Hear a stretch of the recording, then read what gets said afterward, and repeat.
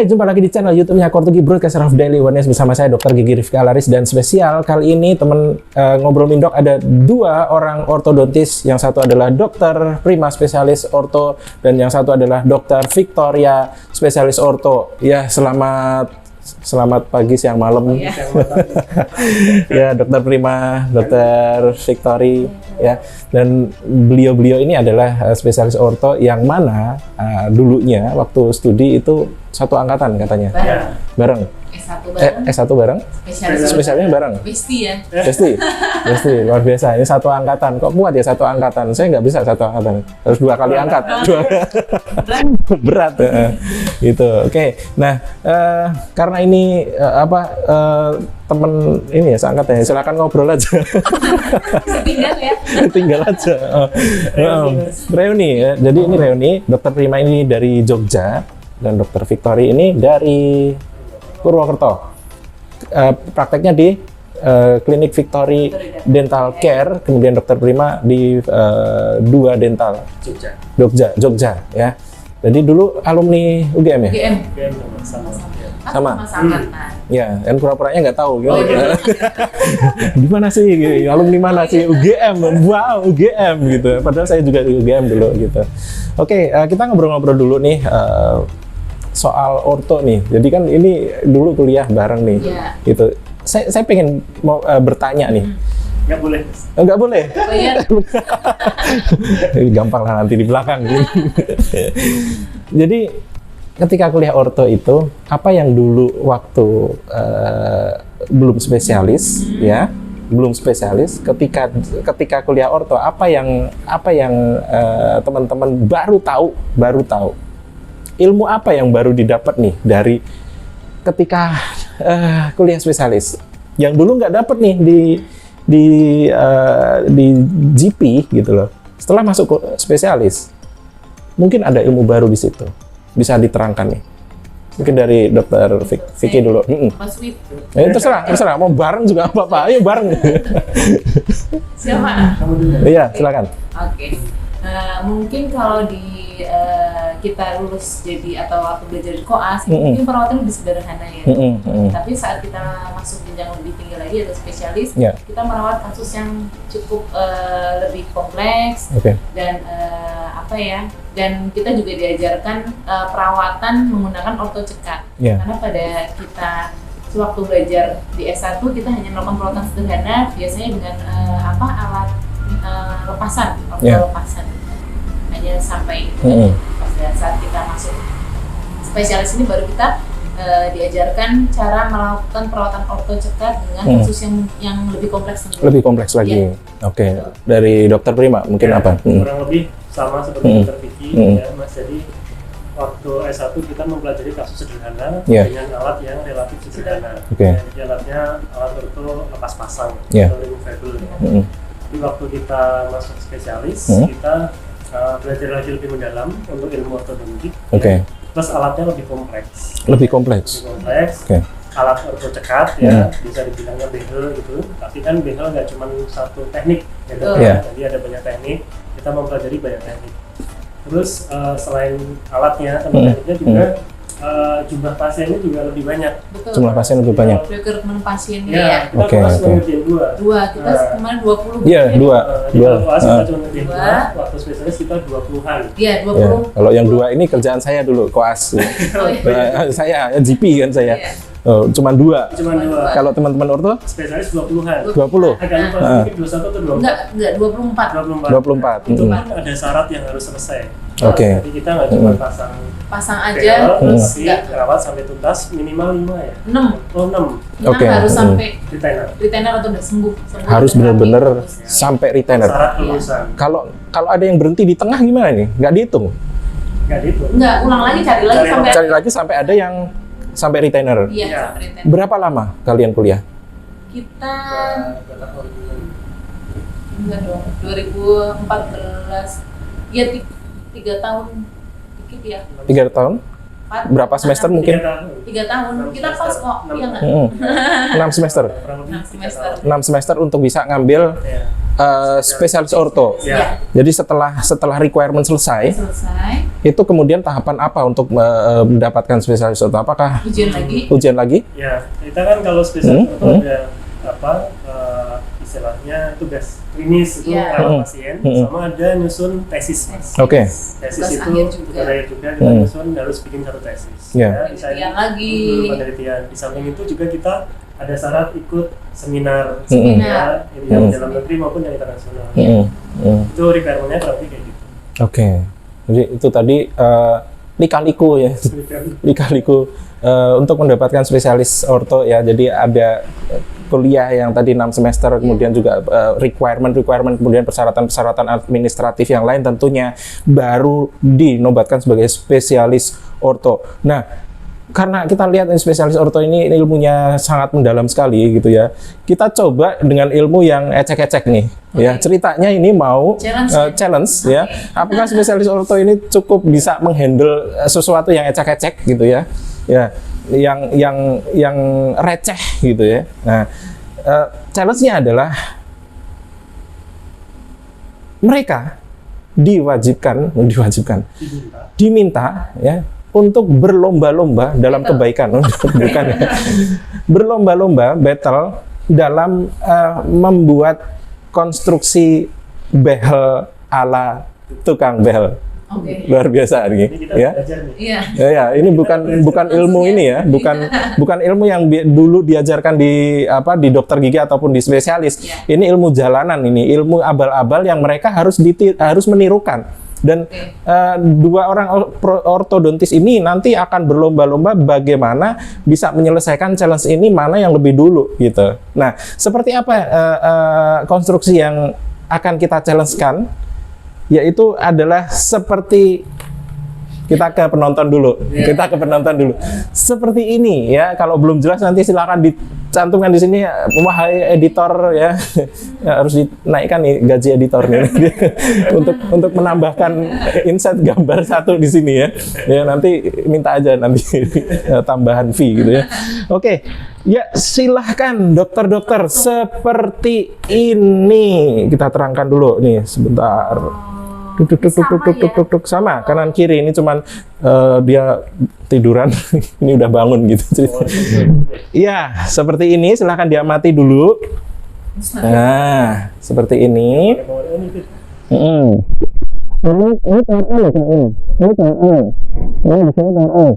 Coba. Dua, satu yang horizontal. Ya, silahkan ini dicermati dulu ya, ya. Enggak, ini power chain semua. Ini? Cuman yang satu dia. Ini bukan power O ya? Bukan, ini power chain-nya double. Yang satu normal, satunya antar bracket. Iya. Oke. Nah, ini ruwet banget ya. Ini ruwet banget. Apakah mereka bisa menirukan ala tukang behel? Dapat apa nih? Dapat ini nanti. Dapat pasien kayak gini. Oke, kita siapkan dua model ya, model yang sudah ada bracketnya di sini, tapi belum ada karetnya. Nanti karetnya niruin karet konstruksi tukang behel ini. Oke, bisa disiapkan dulu. Rahasia ya. Rahasia. Iya. Kita rang atas aja karena ini contohnya juga kebetulan rang atas aja. Oke. Nah, bisa dimulai dari sekarang. Wah, ini Dokter Vicky sudah mulai pasang ini. Iya. Dokter Vicky sudah mulai pasang power chain. Dokter Prima menyusul. OTW. Iya, OTW. Ini masang kawatnya dulu nih.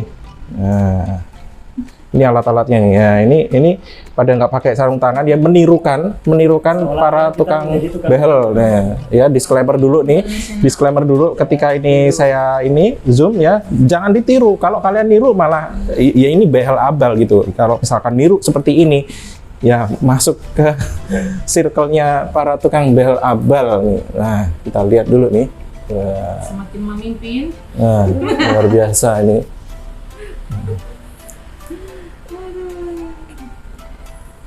Ini baru satu power chain. Gimana Dokter Vicky? Victoria? Sudah selesai satu ini? Belum. Oke, contohnya seperti ini ya. Nah, contohnya seperti ini.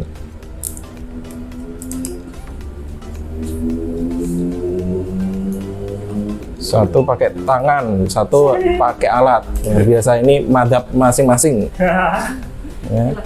Jangan ditiru. Jangan ditiru ya. Ini bukan referensi cara pasang behel secara medis, bukan referensi medis. Sekali lagi ini bukan referensi medis. Oke, sudah jadi, Dokter Vicky. Satu ini sudah terpasang satu power chain karena ini harus 2 power chain. Harus 2 power chain. Oke. Ini bagaimana Dokter Prima? Lebih gampang masang di model atau di pasien nih? Lebih gampang di pasien, Mas. Oke.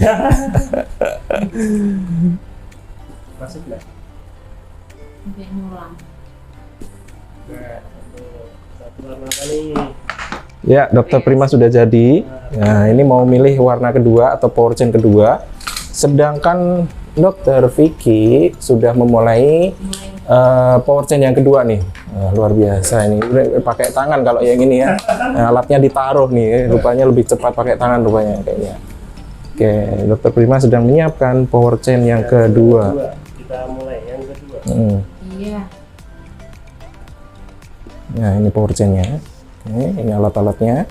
Sekali lagi ini bukan referensi medis. Ini di Susah ya? gimana, Dok? Kok susah ya? Susah ya? Susah. Karena tarikannya besar sekali pastinya. Iya, ini kalau digigit, kalau digigit pasien bisa. Sakit nih. Ini di model aja. Bracketnya bisa. Nah, kan ada yang lepas. Sampai bracketnya lepas. Nah, itu lepas. Wah, nih Karena sampai bracketnya lepas. Sekali Ya. daya yang diberikan ya. Tarikannya gede banget. Oke, itu bukti bahwa tarikannya gede banget sampai bracketnya aja gampang lepas di situ. Ya. Gimana mau gigi ya? Gigi juga tadi kita ngobrol sama Dokter Vicky ini ada kasusnya yang sampai lepas nih ya di episode yang sebelumnya ya. Nanti ada link nih di atas ini.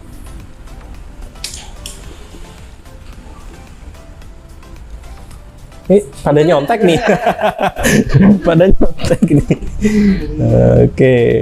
Pekerja ini kesenian nih. Nah, ini kerajinan tangan nih, bukan medis ini ya. Sekali lagi ini kerajinan tangan nih, bukan medis. Kerajinan tangan juga enggak kalau di tukang behel mah. Nah, ini kemalasan tangan. Dia juga enggak sekolah juga kan.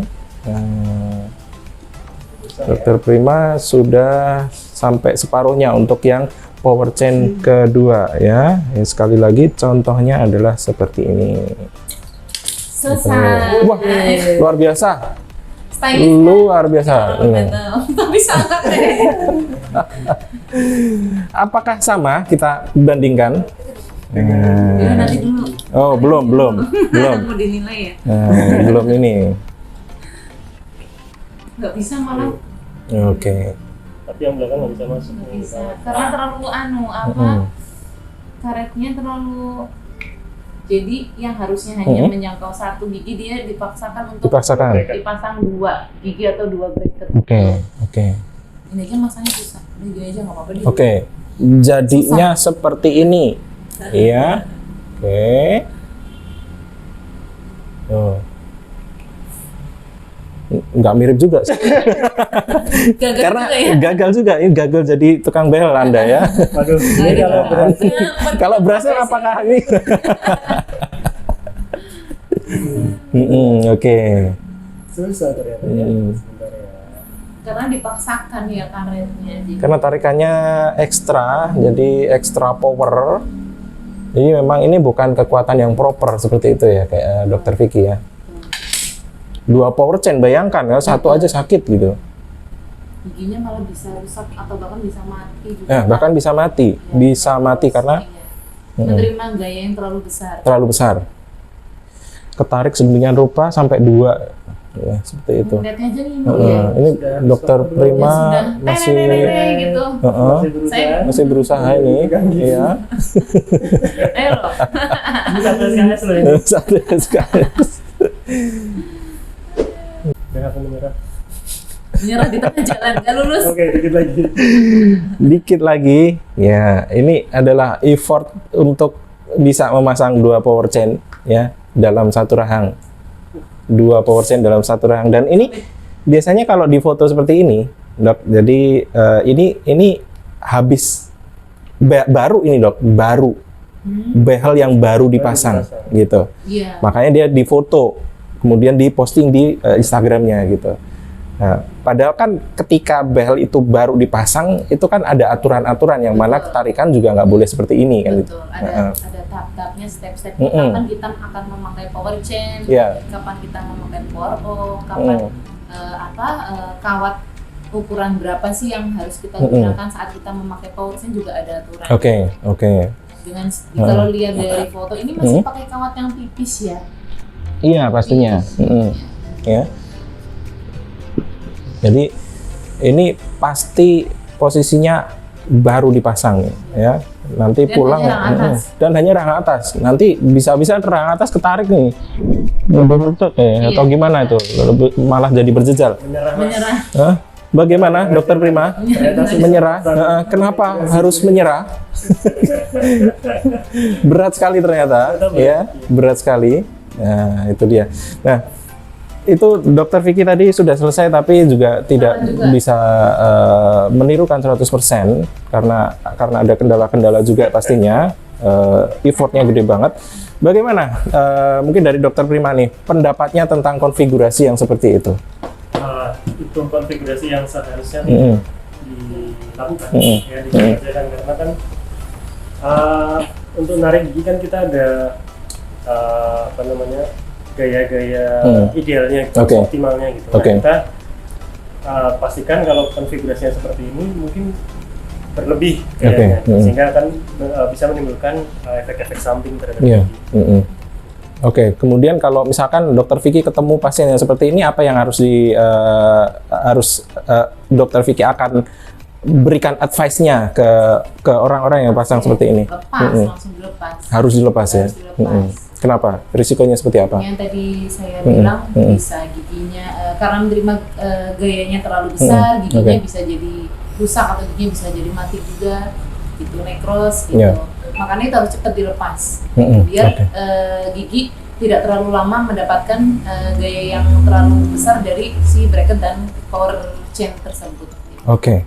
Kalau dari Dokter Prima sendiri tentang modifikasi karet seperti ini, itu kalau dari sisi ortodonti sendiri itu bagaimana pola pemakaian, bagaimana pemakaian power O, bagaimana pemakaian power chain, dan harus diapa-apain? Apakah itu juga suatu treatment yang terplanningkan atau seperti apa? Ya, itu harusnya terplanning, Mas. Jadi di awal perawatan, karet apa yang digunakan, tahap penarikan, karet apa yang digunakan, nah itu sudah ada aturan dan ilmunya sendiri. Kita mungkin nggak bisa bahas di sini, nanti di sana ada yang nulis ya, harus pembelajar gitu ya. Kalau di awal kawatnya masih yang kurang kecil, ya. Kita membuatnya penarikan dengan power chain. Nanti kalau sudah mulai rata, baru ganti lebih besar, kurang lebih. Jadi ada step-stepnya, ada ilmunya, ada aturannya. Ya langsung pasang hari ini, tarik hari ini. Iya, karena kadang si pasien juga minta seperti ini gitu. Kadang pasien saya minta dong seperti ini, maka si tukang behelnya juga nurutin. Nanti dia punya portofolio ya, kayak portofolio ini katalog ya. Bahkan kalau ini kayak modelan tempat cukur zaman dulu ya, ada contoh-contoh gitu, potongan-potongan itu, dan dia bisa bisa milih kayak gitu. Warna ini model seperti ini. Seperti itu, dan itu nanti jadi suatu pilihan opsi atau ini treatment khusus dari tukang behelnya. Mungkin itu dulu ya. Jadi tadi sudah dikerjakan oleh spesialis orto, dan sekali lagi ini bukan referensi medis, bukan referensi bagaimana cara pemasangan yang benar. Ini justru contoh pemasangan yang salah gitu. Jadi ketika kalian meniru, ya kalian ikut circle yang salah tadi. Ketika kalian melihat seperti ini, berarti kalian telah melihat orang-orang yang memakai behel secara salah, dan itu ciri khas banget kalau itu adalah behel abal. Itu dulu Dokter Prima. Dokter Vicky, terima kasih. Nanti kita bikin challenge lagi ya. Siap. Di lain kesempatan. Siapa yang menang ini? Nah ini Ada yang menang. karena yang dipraktekkan adalah sesuatu yang sesat ya. Mau menang atau salah nggak ada artinya gitu ya. Ya, yang jelas teman-teman bisa belajar dari situ. Oke, terima kasih. Jumpa lagi, tetap berwawasan dan tetap waspada. Baik.